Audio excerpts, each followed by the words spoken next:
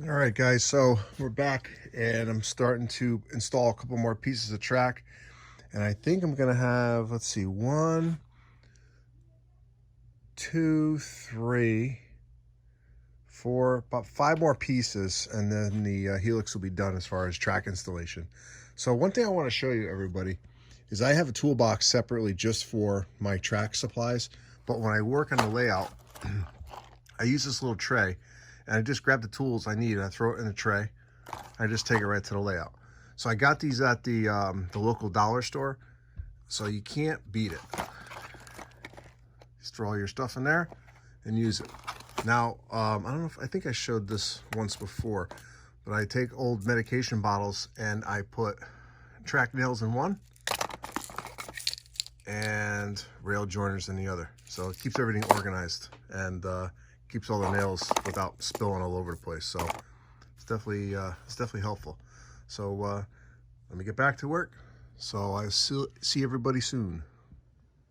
All right, guys, so I still got a couple more pieces of track to put in, but what I'm going to end up doing is I have to move this section in, say about 2 feet, and then I'm going to start securing this section to the actual L girder. This piece is just sitting here for now. All right, so we'll be right back. All right, everybody, welcome back. So right now, I'm proud to say that all the track on the Helix has been installed. Got to splice a few pieces in, but we're ready to go. So the next step is what I'm going to do is make sure I put a bright boy on all these rail heads, and then we're going to start testing. So it's definitely coming together, finally. So we'll be back, and then hopefully you're going to see a first run of a train on this layout. So we'll be right back. All right, guys. So the piece of track that I put in here earlier, this little piece here, wasn't working out. So what I ended up doing is taking another scrap piece I had, spliced it in, and then I had to cut this piece here.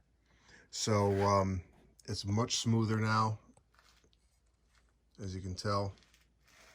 And I did put a box car in here a little while ago just to test it, and it rolled through here a lot better than before. So this should be good.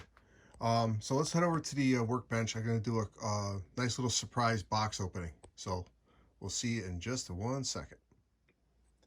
All right, everybody. So the box opening is actually a new locomotive that I picked up recently. Now, I actually stumbled across this particular one. This is a New Haven FL9. This was actually kit bashed in the early 80s from somebody I know in my train club. And it was built for the layout owner. And it was also featured on the cover of Great Model Railroad's 2013. And there's 2000, and the whereabouts of that is pretty much unknown. There's 2001 right there. So it's pretty cool to own one of these locomotives that once ran on the Huntington and Hartford. So you take a look at the detail on this. It's pretty amazing. Now the drive is a Atlas drive, but I'm just not sure on the shell because the shell is actually custom made. Let's show the other side. Now this is DC only. I already tested this and it runs pretty good. And based on the condition of the wheels, there's a lot of miles on this one, but it runs great. All right, so let's head back over to the Helix and for a little surprise. All right, everybody. Official time stamp on this one is November 11th, 2021, 10:53 p.m. Engine number 0937. First train to run on the Helix.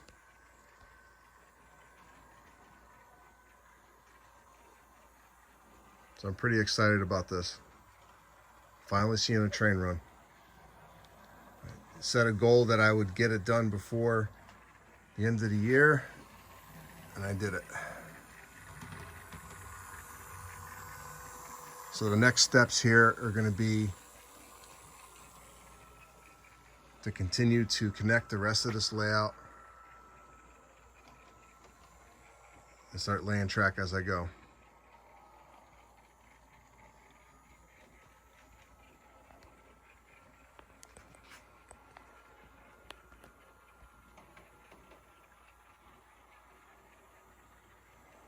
This is a Atlas engine, if anybody is wondering.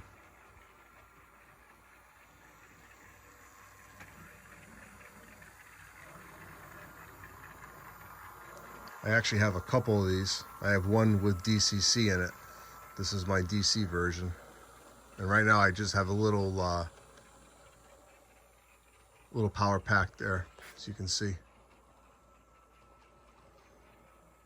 Powering this for now.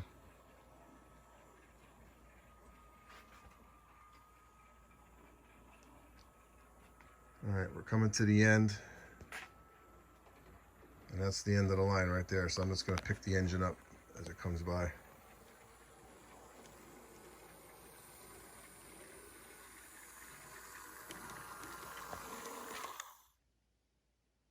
We'll be right back. All right, everybody, so I figure I'd do one more run. And this is more of a tribute train to the builder of this layout.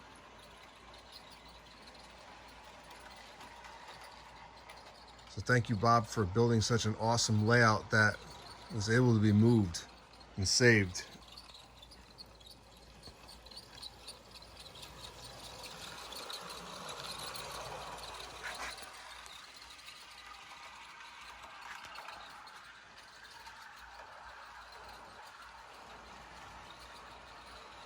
So we're going to end this video really soon. Just want to thank everybody for watching. Thanks for subscribing, and I'll see you at the next layout update.